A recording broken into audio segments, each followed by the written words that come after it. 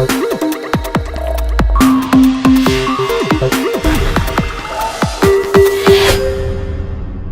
pedir para vocês, então, abrirem as Bíblias de vocês no livro de Efésios. Amém? Efésios 4, de 22 a 24. Diz assim: quanto à antiga maneira de viver, vocês foram ensinados a despir-se do velho homem, que se corrompe pelos desejos enganosos, e a serem renovados no modo de pensar, e a se revestir do novo homem, criado para ser semelhante a Deus em justiça e em santidade, provenientes da verdade. Tudo bem? Até aí. Antes da gente ler o versículo na versão de vocês, eu vou dizer o seguinte para vocês hoje. Tem uma frase que resume tudo que eu quero ensinar para vocês durante esses nossos encontros aqui. A frase é a seguinte: não basta ser convertido, tem que ser transformado. Essa é a frase que resume tudo que eu quero ensinar para vocês. Não basta ser convertido, é preciso ser transformado. Por quê? Porque é isso que a Bíblia ensina. A Bíblia ensina que existe a conversão e que existe a transformação. O que é conversão? Conversão é uma coisa instantânea, é um ato só. Mas a transformação é um processo contínuo que leva a vida toda até a gente morrer. O grande problema dos crentes é que eles querem passar pela conversão, mas não querem passar pela transformação de vida. Amém?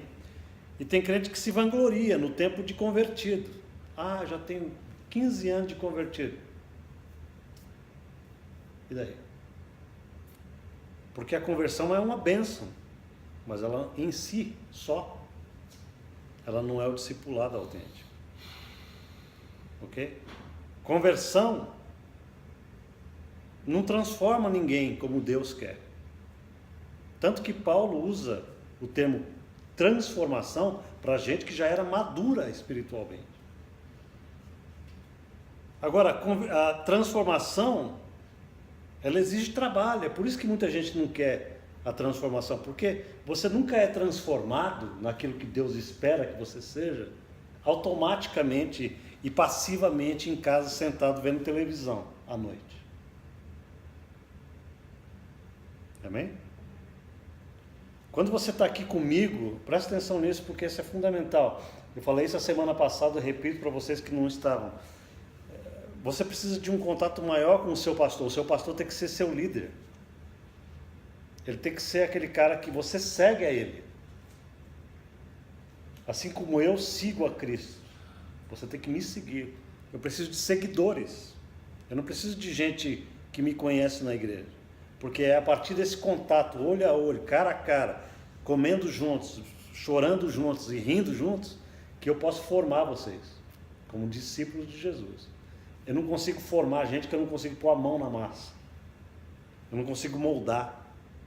Entendeu? Gente isolada, gente independente. Ah, não me toque. Sabe o crente independente? Ele não se deixa moldar. Não, hoje eu não posso, amanhã eu não vou. Gente assim não funciona no reino de Deus. Porque olha os discípulos de Jesus Cristo, todos eles se permitiam estar com Cristo, 24 horas por dia. E quando eles não queriam estar, Jesus simplesmente falava ok. Então, queridos, transformação exige trabalho, exige uma mente renovada, a renovação da mente dá trabalho. Amém? Paulo ensina que a gente deve ser transformado somente com a renovação da nossa mente. Ele fala isso lá em Romanos 12. Ele diz assim: transformai-vos pela renovação da vossa mente. Daí eu digo o seguinte, que o sucesso do ensino não depende apenas do ensinador, mas depende do ensinado também. Depende do aluno, sim ou não? Porque o professor, o mestre da palavra, pode ter muita excelência no ensino, mas se você, Existe diferença entre as pessoas que são ensinadas. Existem aqueles que prestam atenção e aqueles que não prestam atenção. Existem pessoas que querem aprender a todo custo, traz caderno, traz, né, caneta, eu quero aprender. Né? E pessoas que só assistem. Então eu estou falando isso não para pegar no pé de vocês, apenas para mostrar que existem nuances que a gente precisa ter se a gente está de fato a fim de mudar de vida, de transformação radical. Por exemplo, uma igreja de espectadores não é uma igreja transformada. Espectadores não é gente transformada. Gente que fala assim, vou ver o que esse cara está pregando. No tempo de Jesus tinha muitos espectadores de Jesus, gente que andava, deixa eu ver, e depois vazava. Porque os discípulos verdadeiros são gente que aprendem a gastar e investir tempo no aprendizado da palavra, aprende a estar aos pés do mestre. Não no sentido de desprezo, estar aos pés, mas estar junto àquele que ensina. Amém? Então, hoje eu quero dar continuidade ao que a gente está falando há algumas semanas, porque o verdadeiro ensino da palavra ele tem que ter continuidade. Sabe por que eu não gosto de pregar hoje sobre emoções e amanhã falar sobre finanças e na semana que vem falar sobre qualquer outra? Porque essas quebras não é ensino da Bíblia. Ensino da Bíblia é o seguinte, se vocês viessem aqui há 3, 4 semanas atrás, vocês iam perceber que o que eu estou falando tem uma coesão, tem uma ligação sempre constante com o que eu vou falar em seguida. Eu deixo sempre um link, porque quem está ouvindo começa a absorver aquilo que eu estou falando. Não é verdade? Então, por exemplo, o ensino tem que ter continuidade, tem que ter interligação. Eu tenho falado nas semanas passadas, por exemplo, que a fé é baseada em conhecimento. Que a nossa fé precisa de ter conhecimento. Conhecimento é tudo na vida espiritual. Sem conhecimento da palavra, você não tem fé alguma. Quando vem a crise, como vocês já passaram uma crise enorme, lembra que vocês me contaram? Naquele momento, vocês precisaram de um apoio extra meu na palavra, lembram disso? Porque o conhecimento básico que vocês tinham da palavra era muito pequeno e a crise era grande. E é a hora que dá desespero. Porque na hora que dá o desespero na gente, da crise, é que a gente precisa de substância da palavra para que a fé seja edificada e a gente não quebre, a gente não afunde como Pedro afundou. Tá? Então hoje eu quero começar a focalizar, especificamente hoje, a partir de hoje, a importância da mente na vida cristã. Eu vou falar hoje e nos nossos próximos encontros, especificamente sobre a importância disso aqui.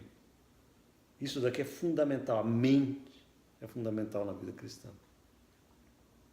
Eu quero fazer um contraste entre duas mentalidades opostas, a mentalidade carnal e a mentalidade espiritual. E vocês vão, eu espero em nome de Jesus, que quando eu acabar de falar sobre isso, vocês tenham um retrato nítido sobre a diferença entre uma mente carnal e uma mente espiritual. E que vocês escolham a mente espiritual. Amém? Então vamos analisar o texto de Paulo. Eu vou pedir o seguinte. O que Paulo está falando é que a nossa mente ela tem um espírito. E quando ele fala que a mente tem um espírito, ele não está se referindo ao espírito humano. Não é esse sentido que ele quer dar. Quando Paulo fala espírito da mente, significa uma atitude mental, ou significa uma maneira, uma propensão de pensar. Isso é que é o espírito da mente, é isso daí. É o subconsciente humano. Tudo que está no nosso subconsciente é o espírito da mente. Aquilo que a gente já mandou para dentro. Você não percebe, mas você tem um jeito de pensar que é só seu. Quando a gente se casa, quando a gente é casadinho novo, assim, o nosso cônjuge não conhece o jeito da gente pensar. Eles pensam que conhecem a gente. Só vão conhecer depois de 5, 6 anos, vão começar porque não conhece. Você conhece mais de você do que o seu cônjuge. Mas eu garanto uma coisa, Deus conhece mais de você do que você mesmo. Sim ou não? Porque há coisas no nosso entendimento, o espírito da nossa mente é tão traiçoeiro que a gente não sabe as coisas erradas que existem no nosso processo de pensamento. A gente pensa muito errado em relação ao que a palavra de Deus é. E é isso que eu quero falar com vocês na próxima semana, tá bom? Então, queridos, a mente ela é essencial na espiritualidade, porque é por ela que a gente adquire o quê? Conhecimento. Tá? Então, o apóstolo Paulo, nesse texto, ele fala de 3 etapas que trabalham juntas o tempo inteiro. Se despir do velho homem, se renovar no espírito da mente e se revestir do novo homem. São 3 coisas. Se despir do velho, renovar o espírito da mente, se vestir do novo.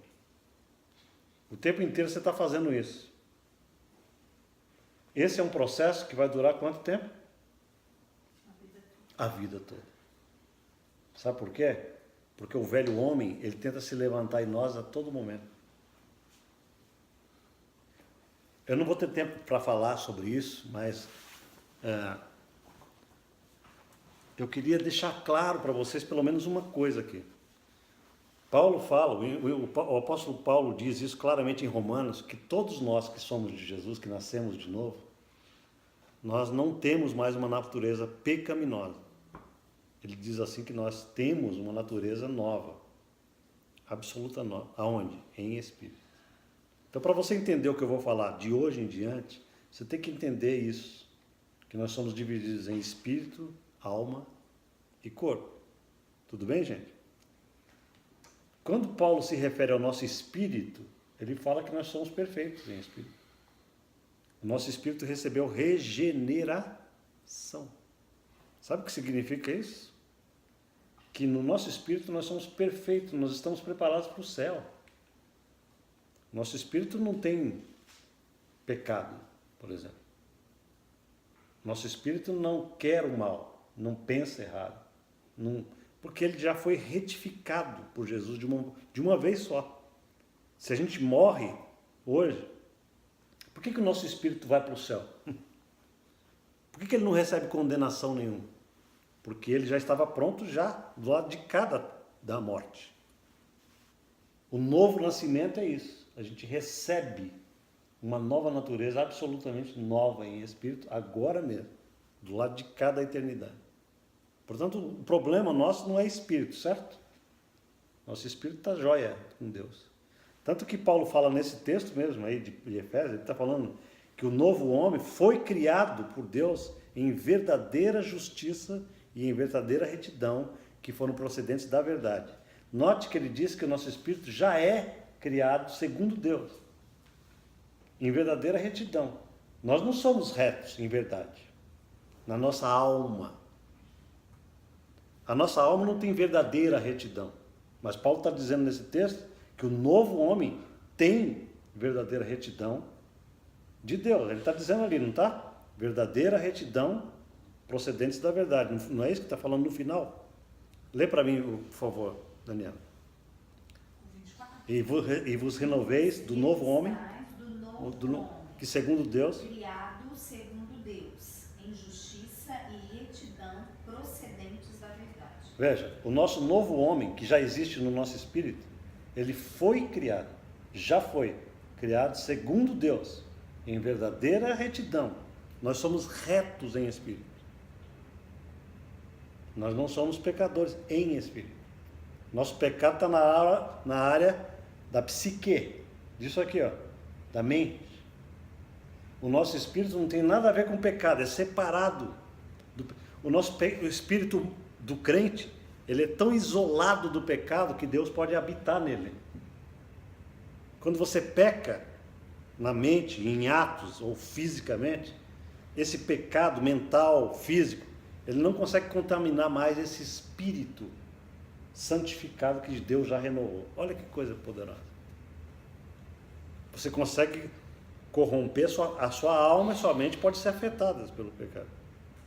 Você pode ficar frio em relação a Deus. Você pode se desviar dos caminhos do Senhor. Mas o seu espírito, ele tem uma ligação profunda. Lembra que a gente leu aqui 2 semanas atrás que o que se une com o Senhor é um só espírito com Ele? Lembra que a gente leu aqui?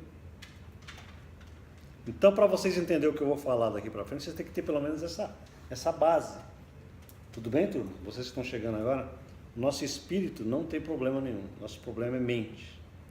Paulo nunca fala que nós devemos nos revestir o espírito ou nos renovar do espírito. Ele diz que nós devemos renovar a mente. Porque a mente é a chave de transformação da alma, que é outra esfera humana.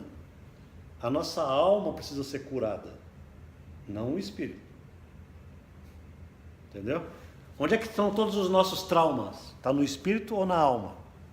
Está na alma. Nossos traumas de infância, os nossos complexos de inferioridade ou de rejeição, a nossa explosividade, se nós somos explosivos, por exemplo, está na área da alma, não está na área do espírito. Ou qualquer outra coisa que se relaciona a emoções está relacionado com a alma e não está relacionado com o espírito. Tá bom? Então a mente renovada, ela é espiritual. A mente renovada. E a mente renovada pensa totalmente diferente da mente carnal. Tudo bem? Hoje, aqui, eu vou falar um aspecto da mente espiritual, estudando um pouquinho Jesus. A gente vai olhar para Jesus e vai falar assim, como é que Jesus se comportava? Olha que legal. Por exemplo, veja como que Jesus falava e como que ele respondia a pessoas e procura aprender com ele como que uma mente renovada responde pessoas. E a gente vai ter um perfil em Jesus de como uma mente renovada trata com isso. Semana que vem a gente vai pegar outro perfil da mente renovada. Como que a mente renovada lida com situações impossíveis. Tudo bem, turma? Então hoje nós vamos tratar especificamente sobre uma coisa. Como que a mente renovada lida com relacionamentos, com a maneira como as pessoas nos afetam. Isso é super importante. Muito importante. O nosso maior problema, sabe qual é? Pessoas. Se a gente não tivesse pessoas, a gente seria os mais santos do planeta. Então, o crente precisa muito bem saber como lidar com gente. Porque a gente tem problema com pessoas. Né? Mesmo as pessoas mais próximas de nós, a gente pode ter problemas. Então, vamos aprender um pouquinho sobre isso. Por exemplo, a mente carnal, ela sempre se preocupa muito com a opinião de pessoas. A mente espiritual não se preocupa de maneira alguma com a opinião pública.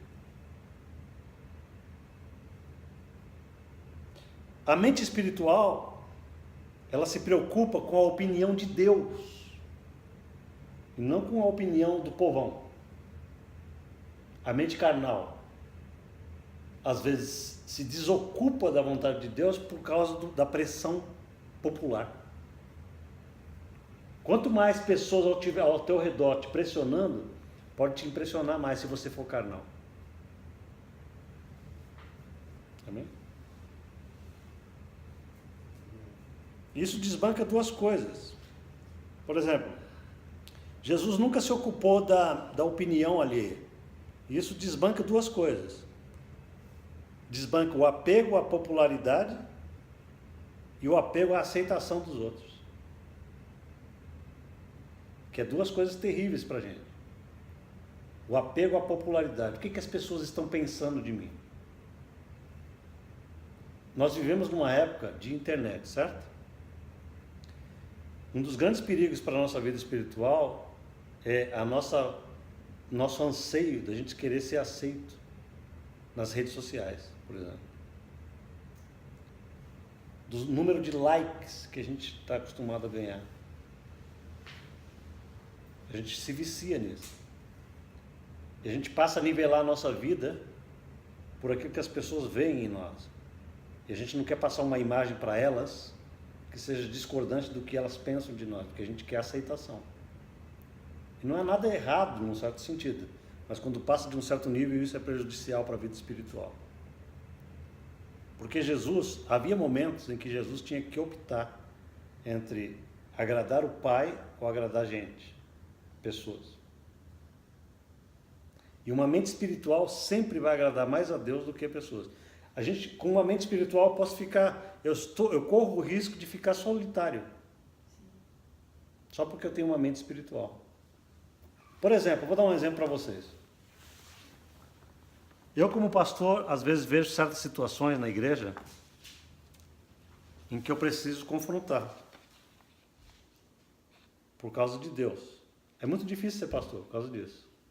Porque há situações que Deus está falando, você está vendo aquilo ali, você precisa chegar e falar que está errado. E eu corro o risco de chegar e falar que está errado e a pessoa não gostar e sair da igreja, certo ou não? Acontece muitas vezes. E aí eu pergunto para vocês, com quem que eu fico? Com a vontade divina ou com a vontade popular? Divino. Mas e se o povo for saindo da igreja? Entendeu? A vontade de Deus não é que as pessoas estejam na igreja? Então, peraí, eu estou entre duas vontades divinas? Como é que você resolve essa sinuca? A vontade de Deus é que as pessoas estejam na igreja, certo? Mas a vontade de Deus é que eu corrija elas, certo? Como é que você resolve essa sinuca?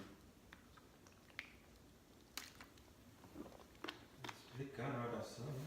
Explicando e fala a palavra. Porque o ponto básico que eu estou querendo trazer para vocês, é uma ilustração que eu quero trazer, é a seguinte.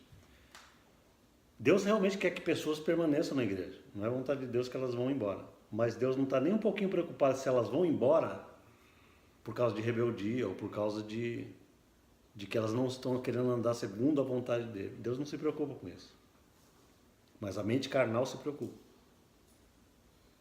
Então agora que eu quero que vocês vejam o seguinte.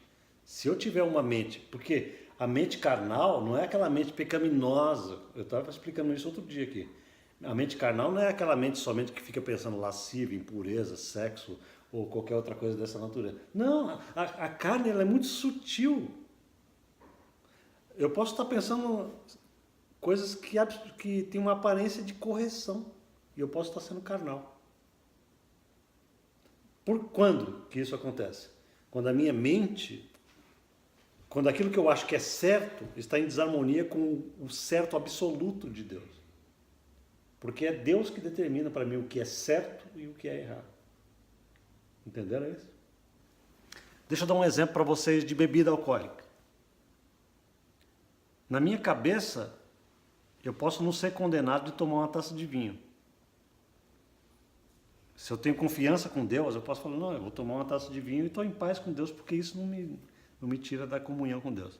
Mas a palavra de Deus diz assim, porém, se teu irmão for fraco e se escandalizar contigo, com a taça de vinho que você está bebendo, a vontade de Deus é a seguinte, não beba por amor a ele, não por causa de você. Você é forte, mas não beba por causa dele. Vocês estão entendendo? E daí eu tenho que obedecer a Deus nisso, apesar da minha liberdade. Se eu for carnal, eu penso assim, que se dane que o cara vai pensar de mim, manda ver no vinho. E o cara se escandaliza e eu estou mal com Deus. Porque Deus falou assim, não faça isso. Entenderam isso? Então a carnalidade é muito sutil. Porque aquilo que aparentemente é certo para mim, pode ser errado no contexto, num outro contexto. Entendeu? Nem tudo que é certo sempre. Ok? Por isso que a mente tem que ser espiritual. Você tem que estar ligado no que Deus está falando naquele momento. Do discernimento. Discernimento. Por exemplo, Jesus amava todo mundo. Isso é bíblico. Jesus morreu por todos, certo? Isso é amor. Mas ele não agradava a todos. Você fala, pastor, mas quando a gente ama, a gente não agrada? Eu pergunto para vocês hoje isso. Quando a gente ama, a gente agrada? Sim e não. Entendeu como é que é? Quando a gente ama, a gente agrada desde que a pessoa esteja disposta a andar segundo a verdade. Mas a gente vai desagradar aqueles que não querem a verdade. É o que Jesus falava. Jesus dizia o seguinte, que você é luz do mundo. E a luz aborrece as trevas, ele dizia isso. Então, por exemplo, eu posso estar vivendo uma vida legal com Deus e isso pode estar desagradando você. Você pode não gostar de mim só pelo fato de eu estar certo. Tudo bem? Isso não é culpa minha, é culpa sua. Tá? Então, por exemplo, Jesus nem sempre respondia o que perguntava para ele. Você não é obrigado a responder às pessoas o que elas perguntam para você, se você é espiritual. Nem tudo eu respondo. Eu não estou querendo me colocar como modelo, estou apenas dizendo que eu gosto de imitar Jesus. Por exemplo, vamos ver um texto de Mateus 15, 2, 3, e vocês vão entender aqui. Mateus 15, versículos 2 e 3. E transgridem os teus discípulos a tradição dos anciãos, pois não lavam as mãos quando comem. Ele, porém, lhes respondeu: por que transgredis vós também o mandamento de Deus, por causa da vossa tradição? Percebeu? Jesus às vezes responde uma pergunta com outra pergunta. Jesus não satisfaz o ego humano. O que os caras perguntaram para Jesus? Os caras viram os discípulos de Jesus comendo sem lavar as mãos, e a religião deles dizia o seguinte: para você comer você tem que lavar a mão. Isso não era bíblico, isso era tradição de gente religiosa. Então os caras viram os discípulos comerem sem lavar as mãos, chegaram para Jesus pegando no pé de Jesus. Ei, seus discípulos não estão lavando a mão para comer, por quê? E eles esperavam uma resposta que satisfizesse o ego deles. Jesus não responde. Jesus faz outra pergunta: e por que vocês transgridem o mandamento de Deus por causa da vossa tradição? E ele segue o texto falando por que eles transgridem. Percebe que Jesus não responde do jeito que eles perguntam? A mente espiritual não se engaja no mesmo nível de raciocínio da mente carnal. Nunca. Quando um carnal vem falar com você, não debata com a carnalidade no mesmo nível, porque você é espiritual. Você não, entendeu? Rebater a carnalidade entra no mesmo nível, a sua mente é rebaixada para o nível dele. Jesus nunca fez isso. Nunca. Nós vamos ver mais para frente. Tem um provérbio que diz assim: não respondas o tolo segundo a sua tolice, para que não te faça semelhante a ele. Está vendo? Não responda. Tá. Vamos para Mateus capítulo 15, versículos de 12 a 14. Vou pedir para a Kézia me ler. Então os discípulos se aproximaram dele e perguntaram: sabes que os fariseus ficaram ofendidos quando ouviram isso? Ele respondeu: toda planta que meu Pai Celestial não plantou será arrancada pelas raízes. Deixem-nos, eles são guias cegos. Se um cego conduzir outro cego, ambos cairão no buraco. Está vendo só? Qual é a resposta de Jesus para uma mente carnal? Porque a mente dos discípulos estava carnal. Eu quero que vocês vejam isso na Bíblia. Os discípulos, apesar de estar seguindo Jesus bem perto, ainda tinham uma mente bem carnal. Porque eles pensavam segundo os homens. E Jesus pensava segundo Deus. Então, olha só a preocupação dos discípulos de Jesus. Senhor, o Senhor sabia que os fariseus se escandalizaram com aquilo que o Senhor falou? O que eles estão preocupados? Com a reputação, exatamente. Uma mente espiritual se preocupa com a reputação? Porque a reputação é a única coisa a última coisa que você vai pensar quando você está andando com Deus. O que eles estão pensando de mim? Olha o que Jesus pensa a respeito dos fariseus. Eles são guias cegos. Não é isso que ele falou? Deixem eles para lá, Jesus falou. Acho que os discípulos estavam querendo que Jesus fosse correndo, pegar no pé dos... Porque eles eram importantíssimos na sociedade, os fariseus. Então, na mente dos discípulos, o que Jesus estava fazendo era um erro enorme. Porque, Senhor, o Senhor não pode perder os fariseus, os caras são bons de nível. Está entendendo como que a mente carnal pensa? Jesus falou assim, não, pelo contrário, deixa eles para lá. Por quê? Porque toda planta que meu pai não plantou vai ser arrancada. Eles são guias cegos. Se um cego guiar outro cego, os dois vão cair no buraco. Esse é o nível espiritual que Jesus pensa. Está vendo como é diferente da mente carnal? Vamos para Mateus 15, versículos 22 a 23. E eis que uma mulher cananeia que sairia daquelas cercanias clamou, dizendo: Senhor, filho de Davi, tem misericórdia de mim, que minha filha está miseravelmente endemoniada. Mas ele não lhe respondeu palavra. E os seus discípulos... Até aí. Presta atenção nisso. A mulher está atrás de Jesus. Senhor, Senhor, filho de Davi. A mulher não é judia. Ela é cananeia. Senhor, filho de Davi, tem misericórdia de mim, porque minha filha está horrivelmente endemoniada. O texto diz, e ele não lhe respondeu. Está vendo só? E aí você vai me perguntar com toda razão, mas pastor, por que Jesus não respondeu? A mulher não está em necessidade? Tá. Mas antes da necessidade dela, tinha uma outra coisa mais importante na mente dele. Qual era? A vontade de Deus. Qual era a vontade de Deus para Jesus? O texto, claro, ele responde em seguida: eu não vim a não ser para as ovelhas perdidas da casa de Israel. Essa é a vontade de Deus para ele.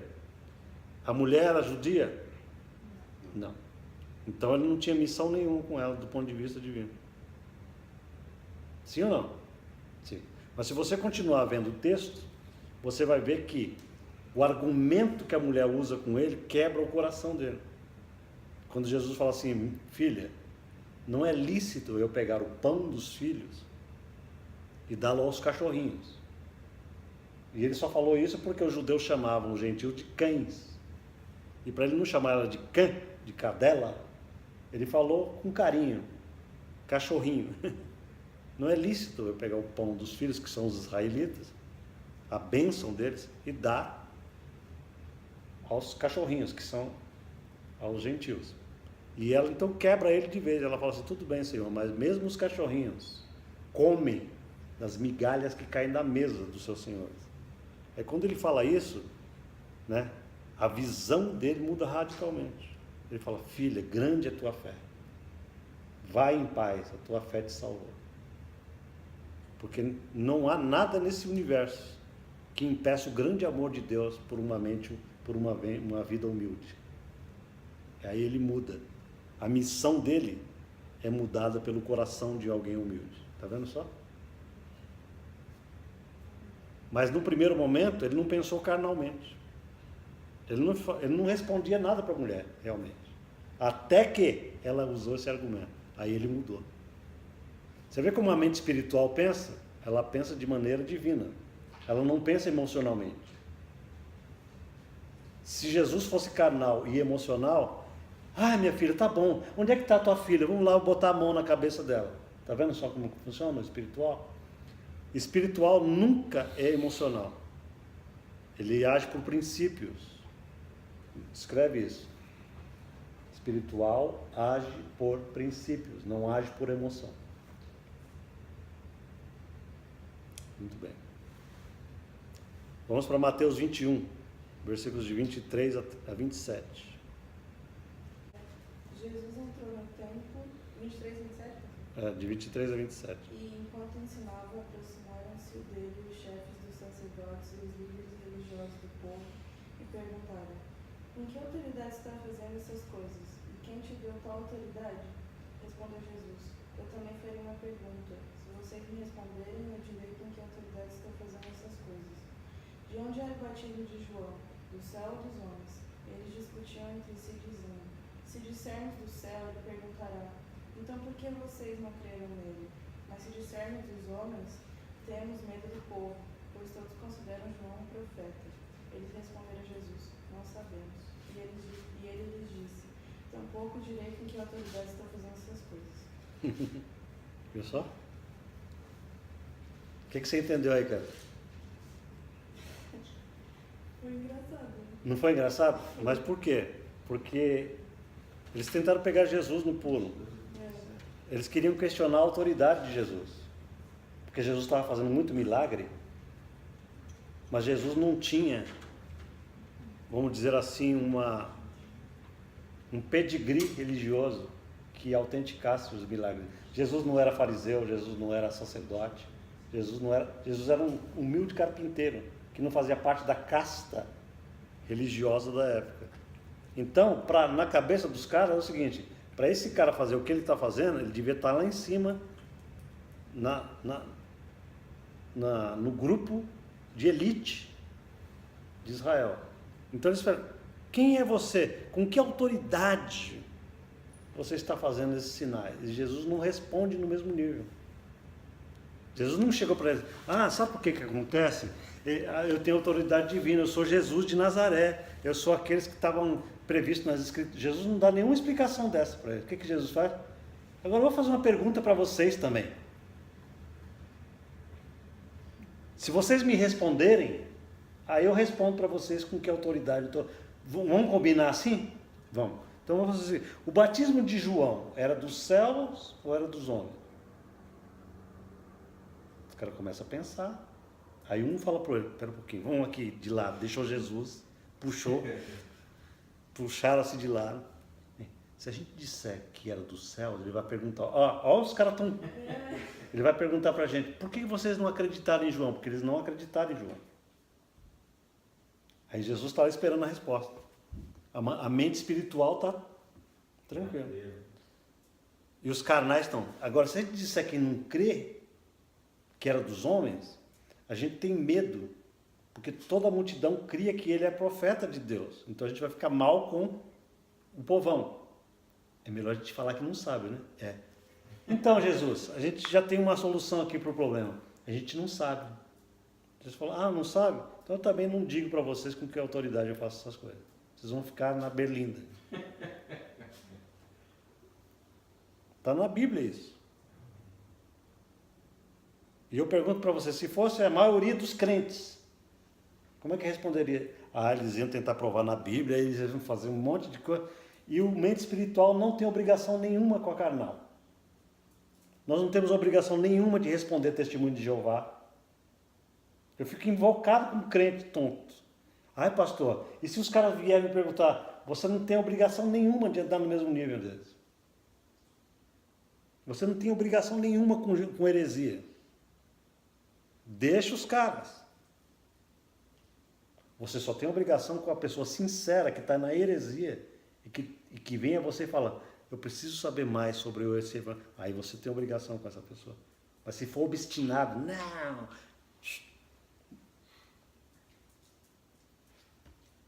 Corta. Amém? Corta sem culpa.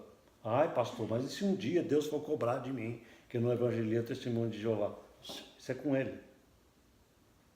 Tá bom? Estou falando de testemunho de Jeová, mas vale para tudo, né? Tem gente que só perturba crente. Tem gente que não quer aprender o caminho de Jesus. Só quer te pegar no pé, igual esses caras estão fazendo com Jesus aqui. Quer te perturbar, quer saber, quer te infernizar porque você é crente. Você tem obrigação com eles? Nenhuma. Não responda no mesmo nível. Eu aprendi isso logo no início da minha caminhada cristã. E tem crente que já tem 30 anos de caminhada e fica discutindo um monte de bobagem com um monte de gente, porque não tem a mente carnal. E a mente espiritual não discute nada com isso. Você está num outro patamar, tá bom, gente? Vocês estão entendendo isso? Vamos para Mateus 22, 17 a 18. Diz-nos, pois, que te parece? É lícito pagar tributo a César ou não? Jesus, porém, conhecendo-lhes a malícia, respondeu: por que me experimentais, hipócritas? Muito bem.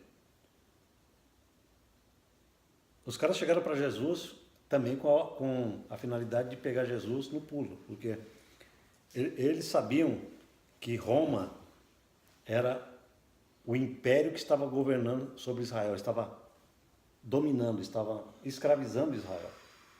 Então eles queriam pensar o seguinte: se esse cara é o Messias, eles imaginavam assim, uma das características do Messias é que ele nos livrará do jugo romano.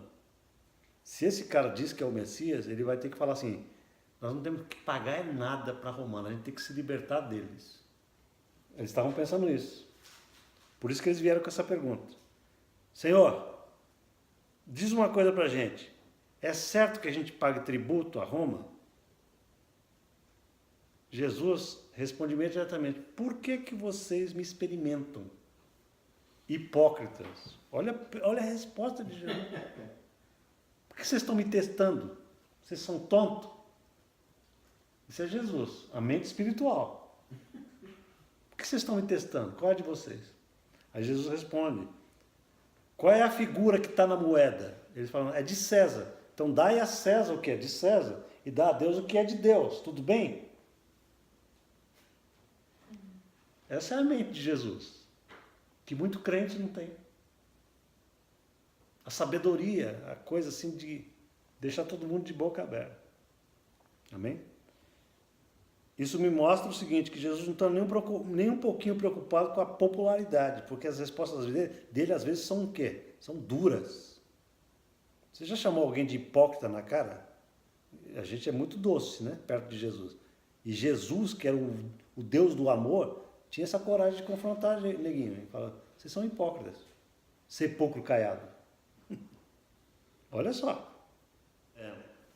A mente humana, a mente renovada, ela sabe lidar com a astúcia humana. Porque o ser humano é muito astuto e Satanás é astuto. Você não pode ser bobinho como crente, presta atenção nisso.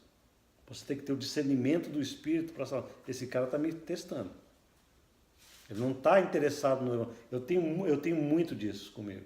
Eu sei quando a pessoa está sendo sincera e quando ela está vindo com... Entendeu? Com questões religiosas e tal. Um dia eu estava numa festa, uma mulher chegou para mim, assim, numa mesona grande, e ela fez uma pergunta alta para me constranger. Entendeu?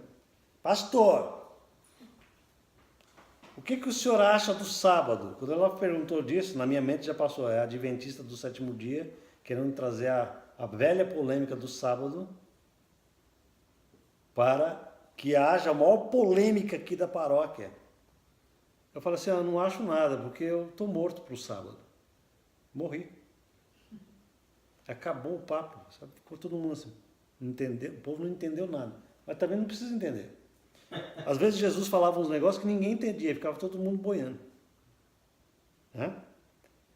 Então, tem um texto, né, de João 6, que eu não vou ler aqui, mas eu vou explicar para vocês como que Jesus às vezes falava coisas que ninguém entendia. Por exemplo, Jesus falou em Mateus 6 assim, porque os judeus estavam falando assim: os nossos pais no deserto comeram do pão que Deus enviou. E Jesus falou assim: gente, o pão que... Não foi Moisés que enviou o pão a vocês. O verdadeiro pão que dá vida ao mundo, quem enviou foi meu pai, e sou eu, ele está falando. Isso está em João 6. Eu sou o pão da vida, que dá vida ao mundo. Aí ele começa a falar, e está aquele monte de gente seguindo Jesus, um monte. E ele começa a endurecer o discurso.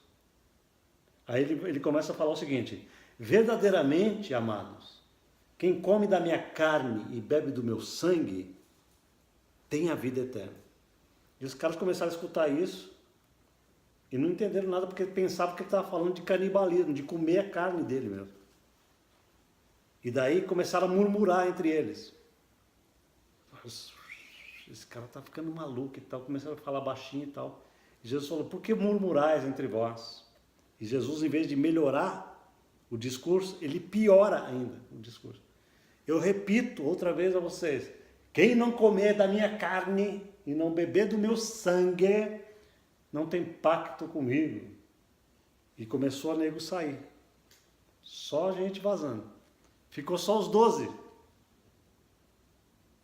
Olha só que interessante a mente espiritual de Jesus. Aí vou fazer já uma pergunta para vocês. Quando sai todo mundo, ficou só os 12, Jesus olha para os 12 e fala assim, e vocês? Não vão querer vazar também? Não vão querer... Aí Pedro dá aquela clássica resposta, Senhor, para onde iremos nós? Só tu tens as palavras da vida eterna. Amém. O que isso me mostra na mente espiritual de Jesus? Número 1, que Jesus não está preocupado nem um pouquinho de explicar minuciosamente verdades que as pessoas não estavam dispostas a entender. Ele não está preocupado com isso. E crente está. Crente tem uma mente carnal. Jesus não tem. Eu vejo um monte de crente falando, nós vamos perder a audiência. Jesus falou assim, pode vazar, mano, a porta está ali. Olha como que Jesus pensa diferente de crente. Vocês estão percebendo por que eu, pastor, penso diferente de muitos pastores? Eu não estou preocupado com o número de gente na igreja. Não que eles não sejam importantes. Cada um de vocês é muito importante, mas só são importantes à medida que andarem de acordo com a vontade do Senhor para mim. Eu amo cada um de vocês. Mas até o ponto em que vocês falam assim, pastor, o que você está ensinando da vontade de Deus está me deixando meio escandalizado. Eu vou vazar da igreja. Boa sorte para você. Porque aquilo é o divisor de água para mim. Entenderam isso? Qual é o divisor das águas para mim? É quando o que eu estou ensinando da parte do Senhor para você não serve mais. Então aí separou. Porque se você continuar falando, não, a gente quer continuar ouvindo o que você está falando, você está comigo eternamente, até eu morrer. Por quê? Porque eu não gosto de pensar de maneira carnal. Amém? Eu penso que é mais importante ter 2 ou 3 firmados no Evangelho do que uma multidão que não tem compromisso no Evangelho. Vocês não pensam assim? É melhor nós 5 aqui ouvindo essas coisas falando, é verdade, do que ter 70 nessa sala, tudo conversando, um no celular. Entendeu? Minha posição? Eu prefiro formar de um em um o discípulo e no final do ano eu dar um povo bem formado no Evangelho, do que ficar gastando tempo com uma multidão e ninguém está nem aí com nada. Essa é a minha posição. Aleluia.